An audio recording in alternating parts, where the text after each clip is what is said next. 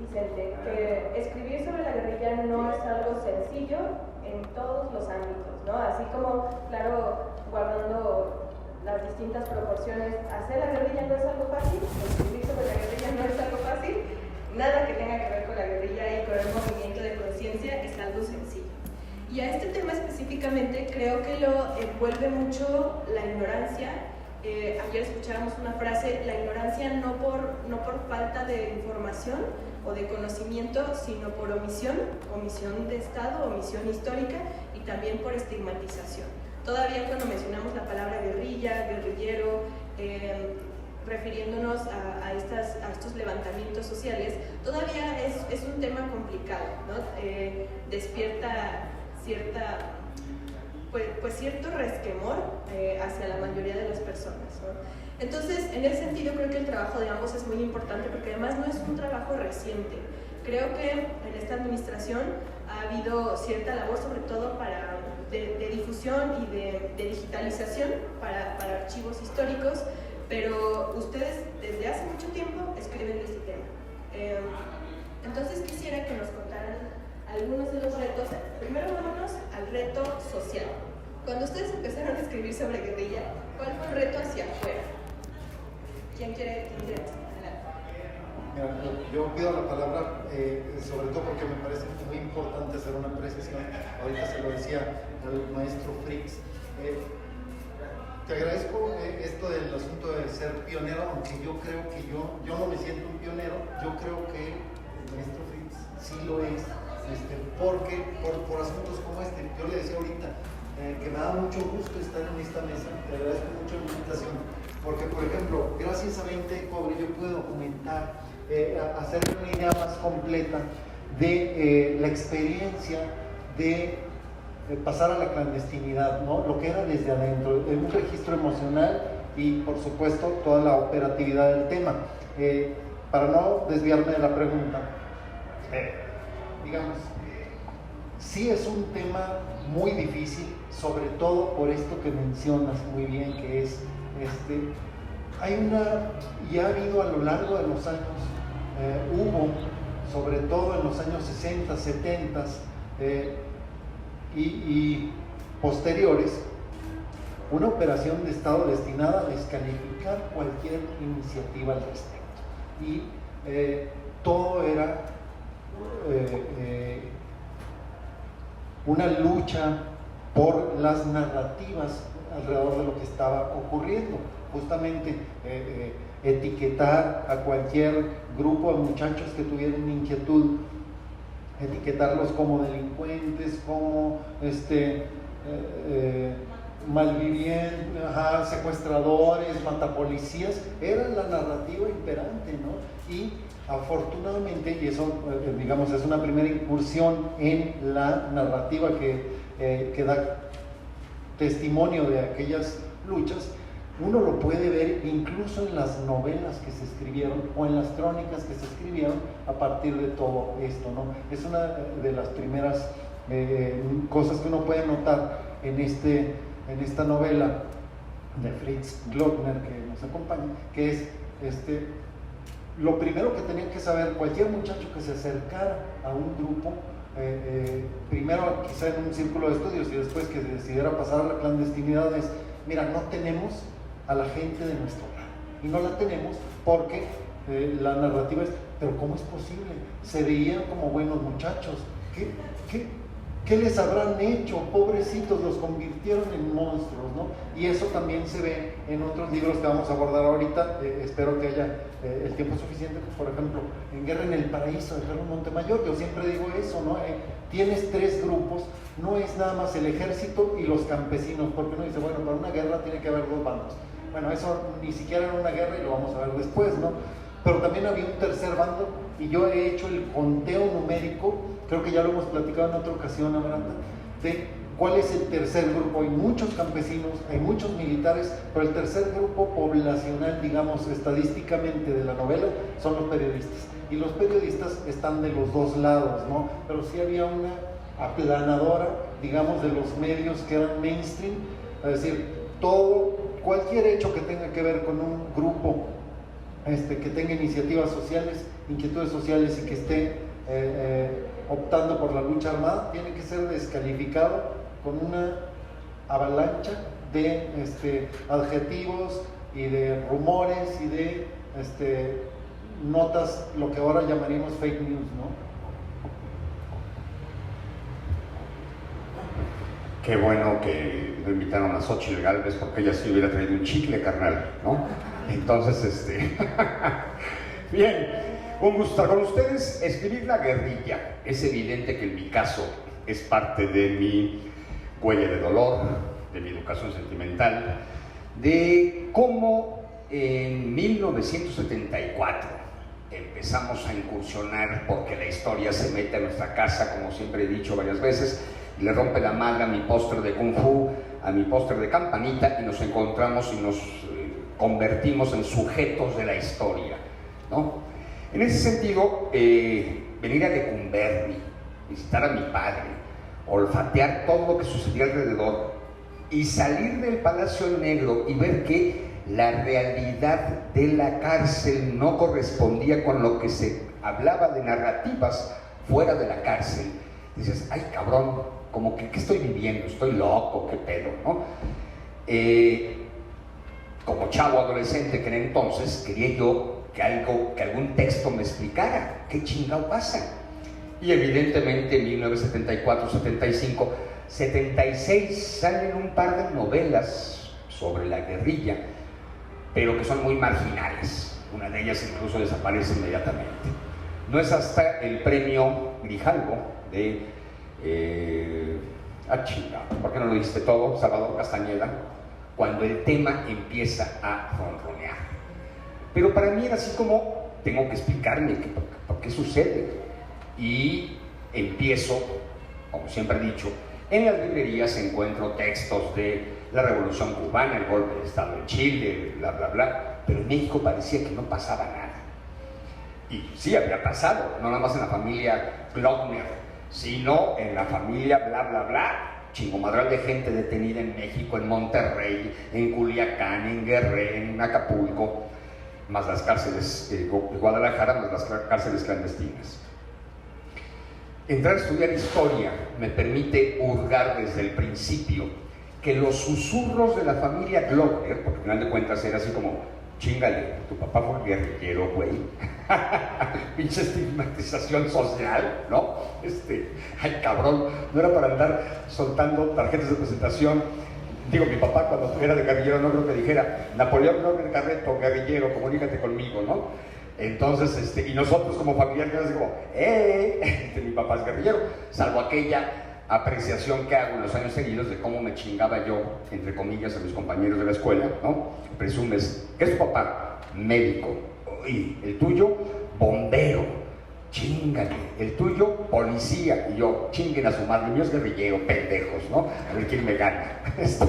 Por fortuna no fui compañero de los hijos de Nazareno, porque ahí sí me hubiera chingado, ¿no? Mi papá es torturador y tortura a tu papá, ¿no? Bien. La historia es entonces cómo trascender del mundo interno clandestino con la estigmatización social, porque además aguas, la palabra guerrillero no solamente asustaba a quienes ya mencionaste, también al Partido Comunista Mexicano en la clandestinaje, también a los sindicalistas, también a la corriente de izquierda de masas, también a los intelectuales de izquierda.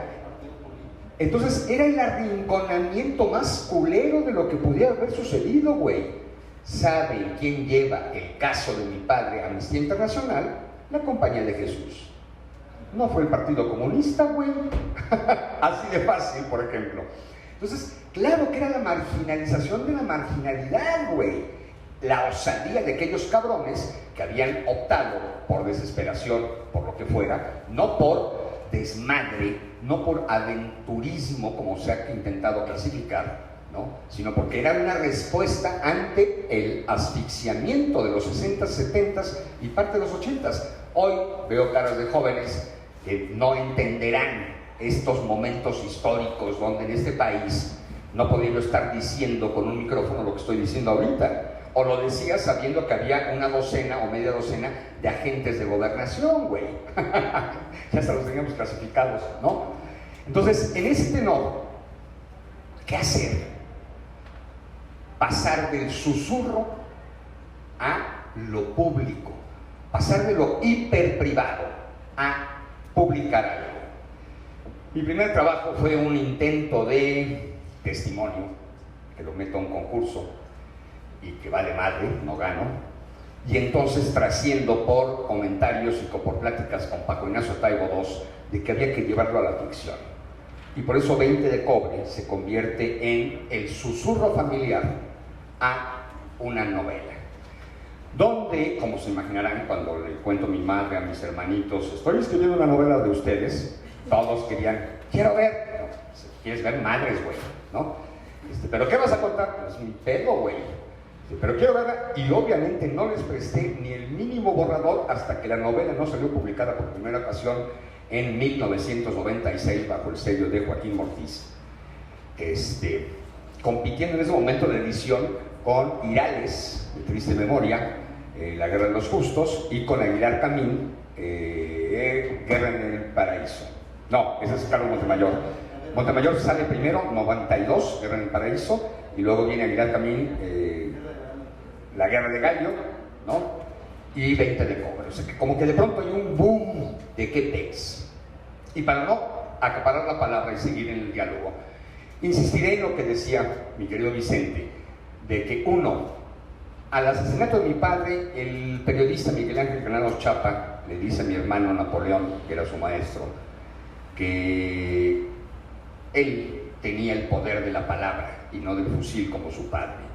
Mi hermano utiliza el poder de la palabra oral, es locutor, ¿no? Y yo como que heredé el poder de la pluma, o de la computadora, o de la máquina de escribir, ¿no? De la palabra impresa. Porque, más allá del susurro familiar, había que especificar lo que siempre he dicho: en México no fue una guerra sucia como malamente se denomina. Perdón, es una guerra de baja intensidad. Porque no solo fue el secuestro, la tortura o el asesinato o la desaparición forzada, fue el control de la memoria, el control de la información, el control de la imagen hacia el exterior. Y México era el paraíso, supuestamente, porque veníamos de la primera revolución social del siglo XX, 1910, y traíamos una careta. Recuerdo muy bien 1978, mi primer viaje a Cuba, donde les digo, mi papá fue guerrillero de Zapata y de Villa. No, güey, hace un año. No entendía cómo chingado mi papá había sido guerrillero en los 70s, cabrón, ¿no? Si para el gobierno cubano, por cierto, Fidel Castro, carnal de Fernando Gutiérrez Barrios, contradicciones, la vida te da sorpresas, sorpresas te da la vida, dice Pedro Navajas, y eso era un filo de cómo contar esta historia que el Estado mexicano había intentado secuestrar: la memoria, la información, los testimonios y la imagen colectiva, de la memoria colectiva. Creo que es muy importante lo que ambos están diciendo acerca de tener todo en contra, porque creo que la guerrilla comienza. Bueno, primero puntualizar que la guerrilla no solo es un levantamiento armado, o sea, también hay una labor muy importante de difusión, de educación, de lectura, de entrenamiento físico, de protección, de formas en las que puedan comunicarse los y las compañeros, tanto entre ellos mismos como organización, como en las poblaciones donde tienen que habitar, ¿no? O que de plano tienen que romper por completo, como es en el caso de la familia de Fritz, con la familia. Es decir, cuando su padre se va, es una ruptura absoluta. Entonces, creo que es importante decir que la guerrilla no son solo armas, o no es solo pólvora, no solo es la parte de los secuestros o de las confrontaciones, ¿no? Sino toda esta labor en la que iban, en el caso por ejemplo de la guerrilla urbana, iban a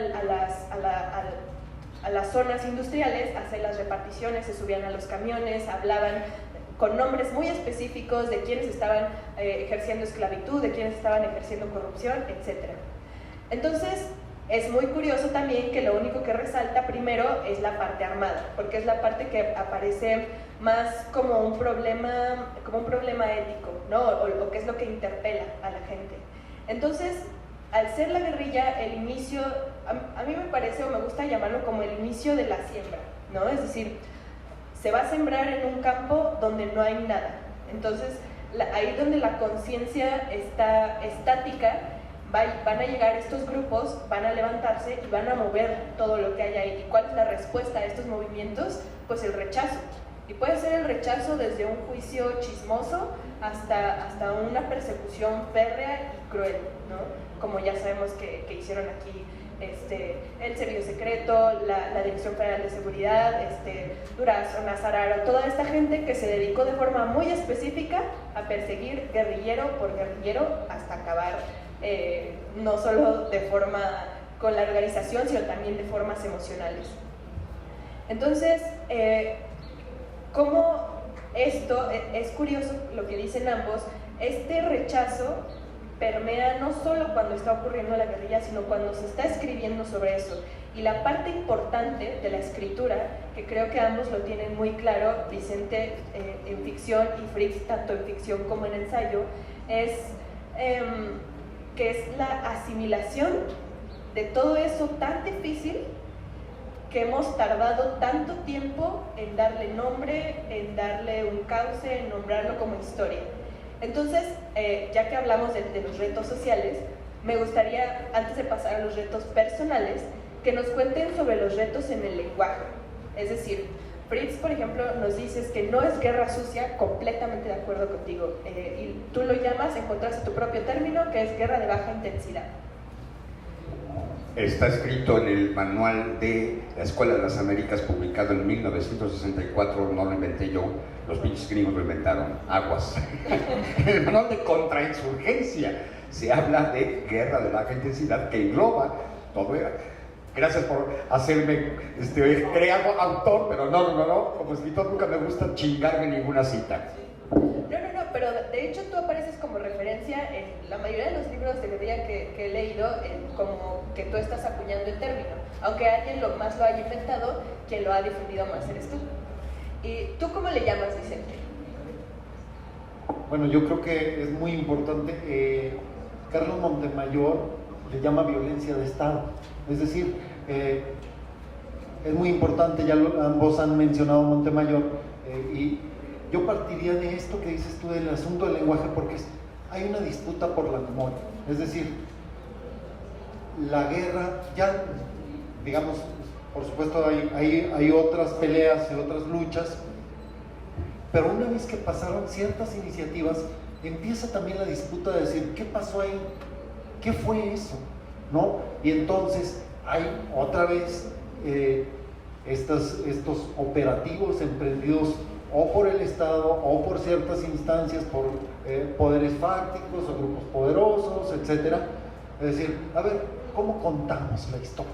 ¿No? Y en ese sentido, bueno, ahorita estoy reservando una pregunta para el maestro Fritz, pero también querría contar y abordar cómo lo hace Carlos Montemayor, porque hay una disputa incluso de en qué clave vamos a contar esas historias, ¿no? Ya se mencionó, Guerra en el Paraíso sale a principios de los 90, y lo que hace Carlos Montemayor, un chihuahuense que había migrado a vivir acá a la Ciudad de México, pero que le había tocado cierta cercanía con el asalto al cuartel Madera. Yo hice una investigación de 2 años respecto de cómo Montemayor se fue involucrando en estos temas, ¿no? Y él durante muchos años quiso contar lo del asalto al Madera, porque habían participado incluso conocidos suyos, pero lo tenía tan cerca emocionalmente que tiene que distanciarse, y lo que encuentra es lo que está pasando en Guerrero con el grupo de Lucio Cabañas, el Partido de los Pobres, la Brigada de Ajusticiamiento. Dice, pues es que es muy parecido a lo que pasó allá, es más fácil contarlo así. Y entonces se dedica 5 años, se va a la sierra, está en las comunidades preguntando, no solo en esta comunidad que se llama El Paraíso, que le da nombre a la novela, por este juego de palabras, sino en El Quemado, en Campo Morado, en un montón de lugares a donde el Estado, la presencia del Estado solo llegaba en forma del ejército, incluso disfrazados, ¿no? un funcionario de la Comisión Federal de Electricidad me dice, oye, fíjate que hay comunidades donde todavía no se puede electrificar por el rechazo que les causaba que los soldados se disfrazaban de empleados de la Comisión Federal y entonces, según esto, llegaban a electrificar, pero lo que pasaba era que se llevaban 30 personas del poblado y no aparecían. Bueno, todo eso Montemayor se dedicó a documentarlo durante 5 años. Hace un libro. ¿Ustedes creen, como ya dijo Fritz, que alguien hubiera podido publicar un libro de 600 páginas diciendo nombres de personas, de funcionarios, documentando los vuelos de la muerte, que eran estos vuelos donde desde aviones arrojaban a los campesinos dentro de un costal vivos, los arrojaban al mar, y luego los huesos de la gente aparecían en la playa?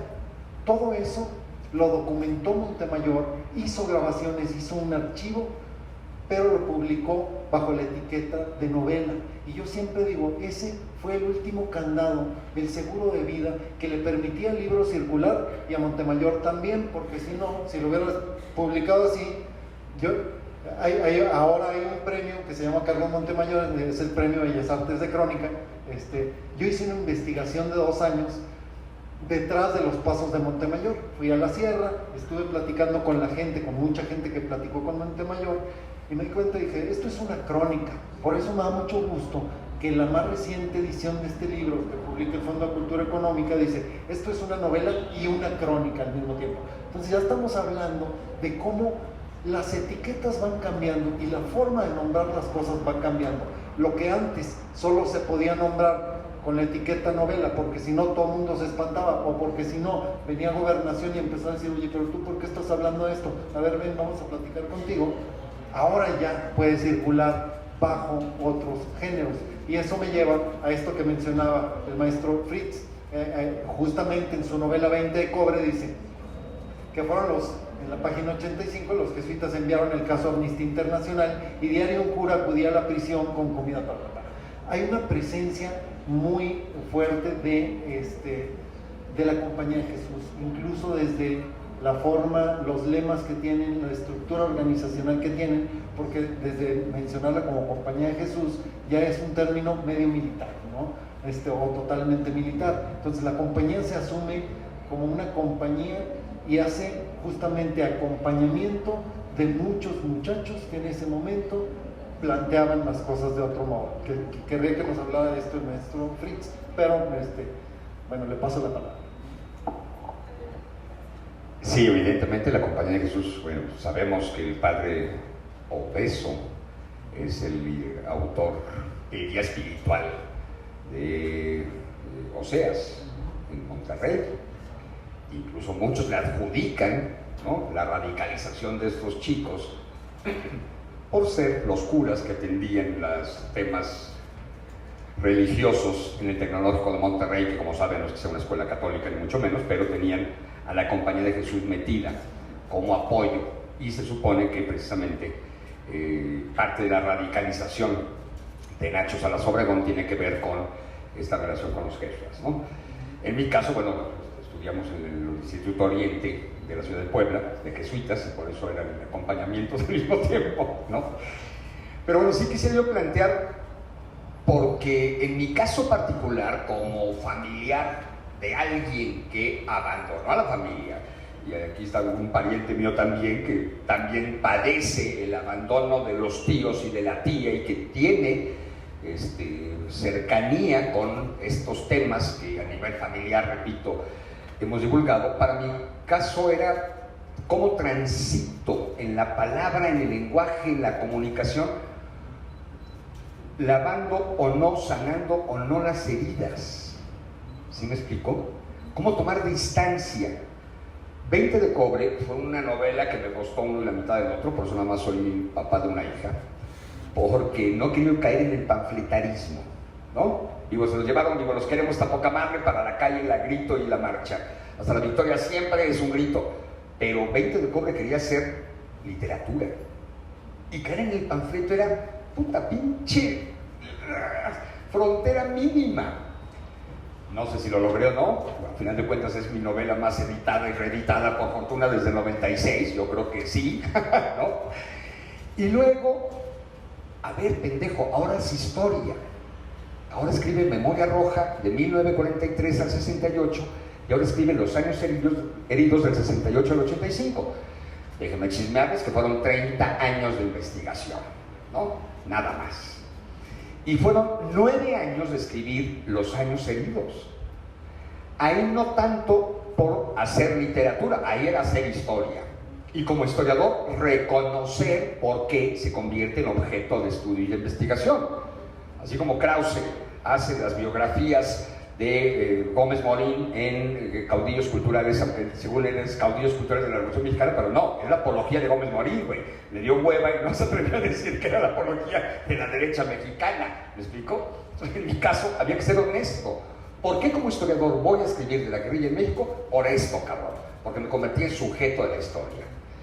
Pero entonces, al escribir Los años heridos, confieso, de pronto, según yo, ya terminé el libro, cabrón. Después de 9 años, porque escribía yo 6 meses y descansaba 6 meses, güey, porque escribir las tragedias era, uy, bien, estoy revisando el asesinato de mi padre, ya lo escribí, ay pendejo, ¿dónde lo escribí?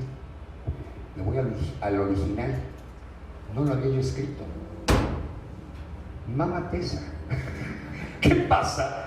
Que como ya lo había yo contado en 20 de cobre, en conferencias, bla, bla, bla, el duelo aquí, el duelo allá, el duelo acullá, quién mató a mi papá, ya daba por hecho que ya había estado escrito el asesinato de mi padre. Y daba por hecho que nuestra tía Julieta, el enfrentamiento en Cárdenas, Tabasco, ya estaba escrito. Y mi madre es güey. Felicito. Porque también había yo escrito textos sobre el caso de la experiencia de nuestra tía Julieta. Digo nuestra tía porque es un primo, no era tía de todos ustedes, ¿eh? Traga camote, pendejo, ¿no? ¿Cómo de pronto el inconsciente te había llevado dentro de la propia escritura a suponer que esos evidentes pasajes, cabrones, o sea, a ver, güey, no estamos yo contando, me saqué la lotería, ¿no? Chíngale. Claro que me costó trabajo, ¿no? Se me acaba medio de cortar la voz, ¿no? No es que vaya yo a chillar, no me estoy viendo con cara de ahorita me pasan un pañuelo, Kleenex. Porque por fortuna, siempre he dicho, la literatura, la historia, han sido 2 vías de sanación de la propia locura de la tragedia, ¿sí? Y por eso creo que los Glockner no hemos acudido a los psicoanalistas. Justamente esa acción que mencionas de pasar del hecho trágico al hecho escrito para hacer historia y para hacer literatura, el escritor o escritora que lo está haciendo está digiriendo unas piedras enormes, o sea, se las está tragando para sacarlas y que pueda ser algo ya digerido mínimamente para quien va a leerlo después, ¿no? Es muy importante eso de esa parte de hacer historia. Entonces, aquí, antes de pasar a los retos personales, digo, ya nos contaste un poquito. La pregunta de esta mesa es, guerrilleros, ¿héroes o villanos? Y me gustaría que me dijera cada uno cómo ha podido abordarlo en sus escrituras y cómo les gusta que sea abordado en sus lecturas.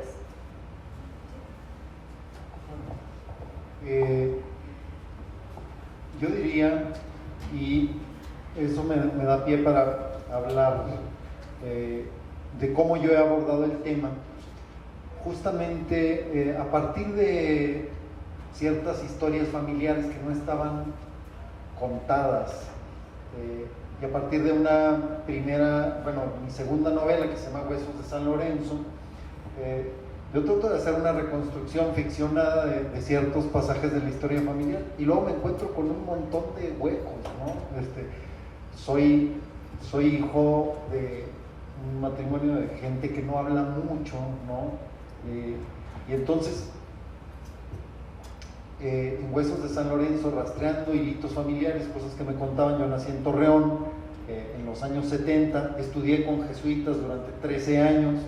pues conozco muy bien también el tipo de iniciativas que pueden tener los jesuitas, y luego me encuentro también con este libro de Salvador Castañeda, que también es un testimonio, ¿no? Y que es alguien de mi tierra, que es de Matamoros, Coahuila, y me doy cuenta de que algunas de las cosas que cuenta Salvador Castañeda empatan con ciertas cosas que yo había escuchado en la familia.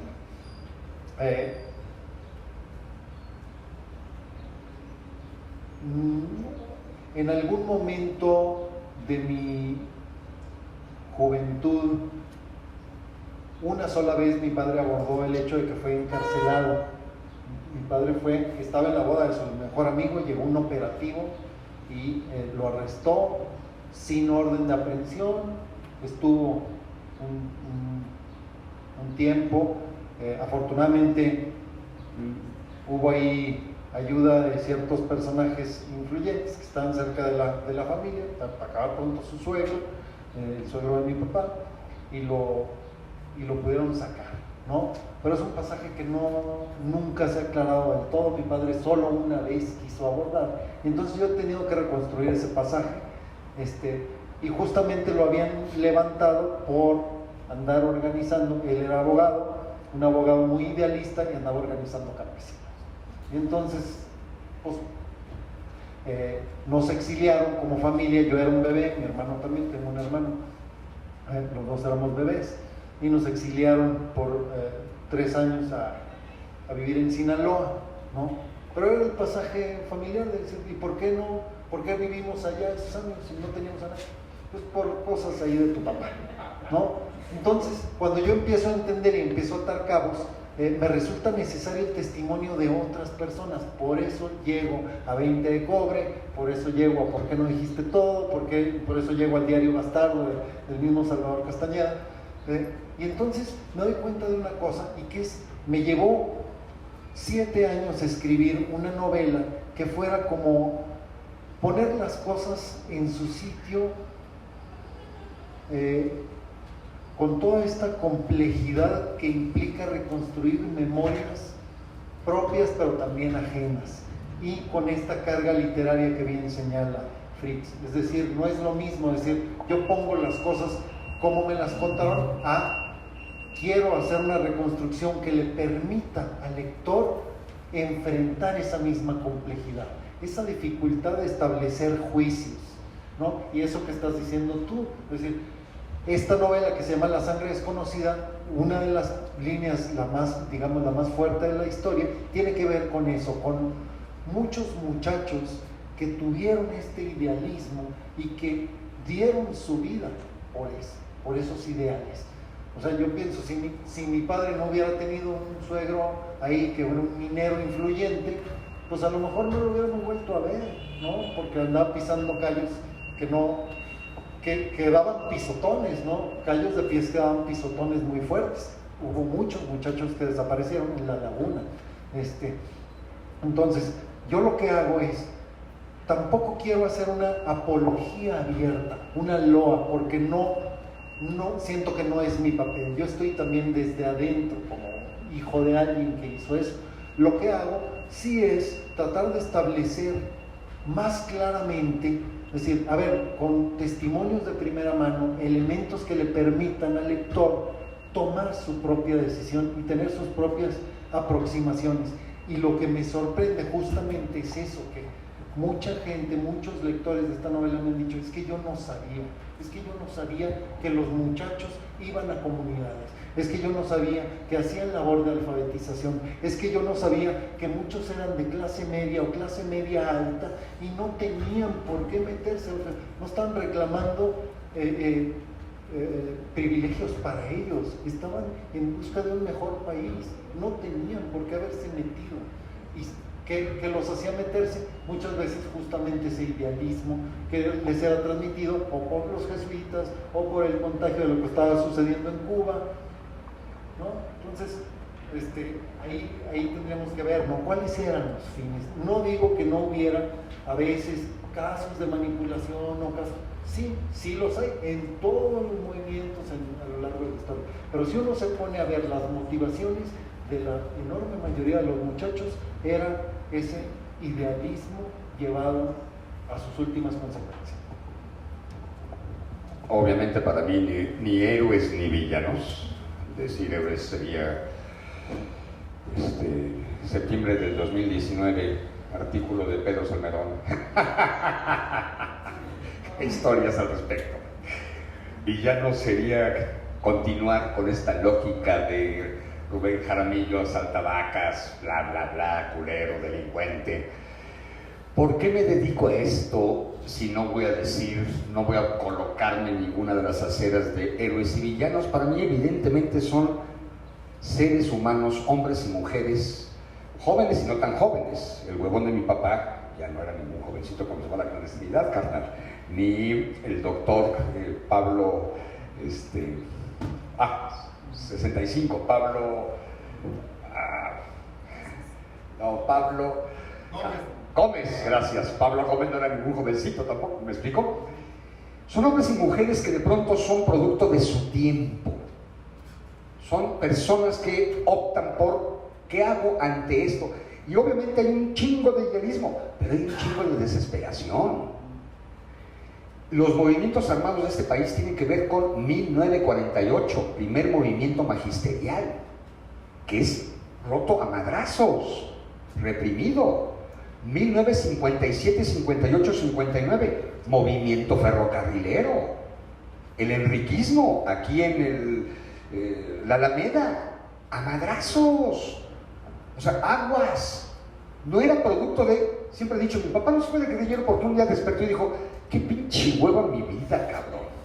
Quiero adrenalina, chingado. Tengo 5 hijos, una esposa de tantos años, ¿no? Qué huevo estos cabrones, ¿no? Clase media alta.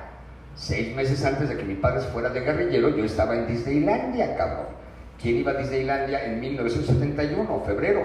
Pues la burguesía, no éramos burguesitos chiquitos, güey, era dueño de un hospital, ¿sí? Ahorita sería yo como heredero del Hospital Ángeles, cabrón, de donde estoy, chingado, ¿no? Entonces, debo decir mamadas. La gracia es que mi papá no se va de una locura de un día para otro. Tiene que ver con una formación con su padre, el doctor Julio Glockner, líder del movimiento de reforma universitaria de 1961, ¿no? Una educación sentimental familiar, obviamente con una ideología, pero tiene que ver con cómo el Estado mexicano había venido rompiendo la madre a toda pequeñísima voz que pedía algo justo. Rubén Jaramillo en 1943 no estaba pidiendo el socialismo, cabrón. Estaba pidiendo la buena convivencia del ingenio azucarero en Morelos. Lucio Cabañas no estaba pidiendo la instalación del socialismo. Genaro Vázquez Rojas. O sea, aguas. Estoy convencido, porque lo he estudiado minuciosamente, como todo acto de radicalismo de izquierda tiene el origen en primera instancia la represión del Estado. Y si a eso le sumas, por supuesto, el boom 1959, 1 de enero, entrada de Fidel Castro a La Habana, evidentemente el triunfo de Salvador Allende en 1971, la Unidad Popular. Claro que había un ambiente latinoamericano, y estamos hablando de la llamada Guerra Fría, ¿no? Rusia, la Unión Soviética, Estados Unidos, bla, bla, bla.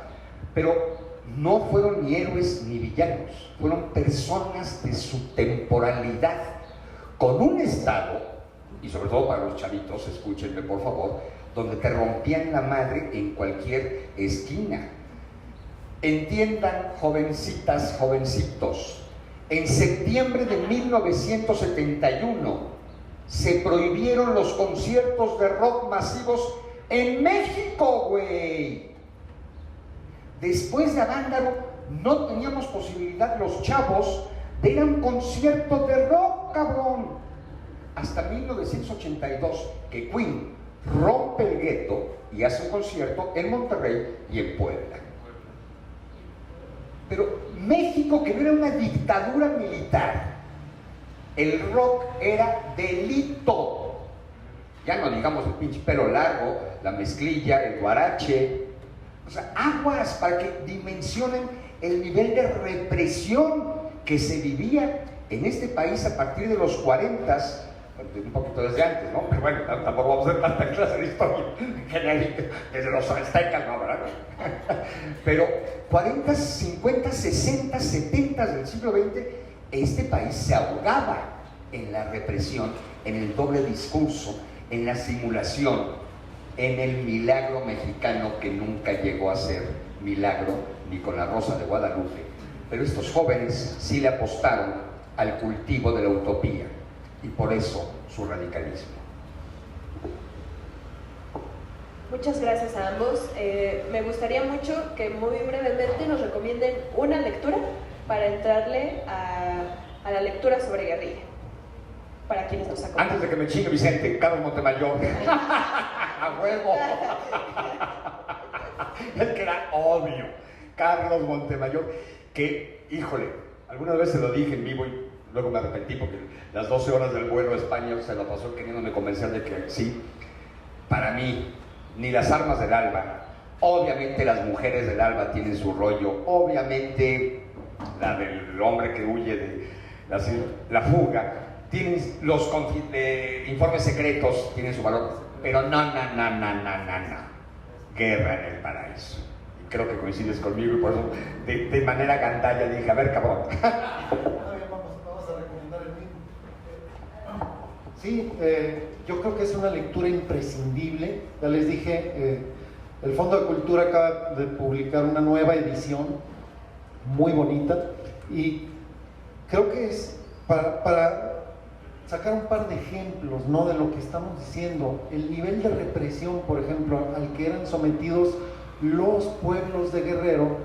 Imagínense, en el momento en que estaban tratando de encontrar a Lucio Cabañas, 1 de cada 3 soldados que había en el país estaba en Guerrero, 1 de cada 3. Y luego hacían cosas como esta. Si un campesino llevaba 2 kilos de azúcar, bajaba al mercado de Atoyac, compraba azúcar, iba de regreso, había retenes, le decían, a ver, ¿cuántos tienes de familia? No, pues 5. Con 1 kilo la hacen, ¿no? Se me hace que tú llevas 2 kilos porque le llevas ayuda a Lucio Cabañas. Entonces todo era así. ¿Cuánto tienes de maíz? ¿Cuánto tienes en tu casa? ¿Cuántos zapatos tienes? Y si juzgaban que tenía más de lo que necesitaba para vivir, era porque ayudaba a la guerrilla y iba preso. Y a veces no lo volvían a ver. Yo hablé con esa gente, no son mitos, ¿no? Entonces, pensemos eso, ¿no? Esa violencia de Estado, que justo como así le llama Montemayor, es real también, y de esa nadie se acuerda, ¿no? Entonces, una novela que no es tan novela, que sirve muy rápidamente, porque nos quedan 5 minutos. Hubo un caso de un campesino que se llamó Rosendo Radilla. Lo secuestraron, lo bajaron en un retén los soldados por hacer corridos en favor de Lucio Cabañas. Dijo, pero hacer corridos no es delito. Pues en lo que sabemos si es delito o no, tú ya te chingaste. No apareció nunca. Y la familia llevó a juicio. Para no hacer el cuento largo, pero hay mucho escrito sobre eso. Yo mismo he escrito artículos, escribí un libro que documenta también. La familia tuvo que llevar a un juicio internacional el caso. Y el Estado mexicano negaba y negaba y negó siempre. Una de las pruebas definitivas fue esta novela, ¿no? Entonces, los libros sí pueden cambiar la narrativa y la realidad, por lo tanto, y este es un gran ejemplo. Y rapidísimo, recomendación, El Violín, la película del violín, que sería un poquito lo que es a nivel audiovisual Guerra en el Paraíso, aunque estamos recomendando únicamente lo que tiene que ver con los movimientos armados rurales, específicamente de Lucio Cabañas, pero serían las 2 obras clave. Bueno, ya que ustedes escaparon con Carlos Montemayor, yo voy a recomendar los libros de ustedes.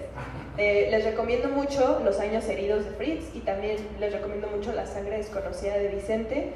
En esta área es más de ficción, en el caso de La sangre desconocida, y en el caso de Los años heridos es historia. Entonces, léanlos y creo que ambos estarán de acuerdo conmigo que la forma de hacer historia, de hacer memoria y de hacer literatura es justamente eso, extraer a la guerrilla y a los guerrilleros del heroísmo, de la villanía. Muchas gracias a todos o todas por habernos acompañado esta tarde. Muchas gracias a Fritz, muchas gracias a Vicente y lean sus libros, por favor. Gracias.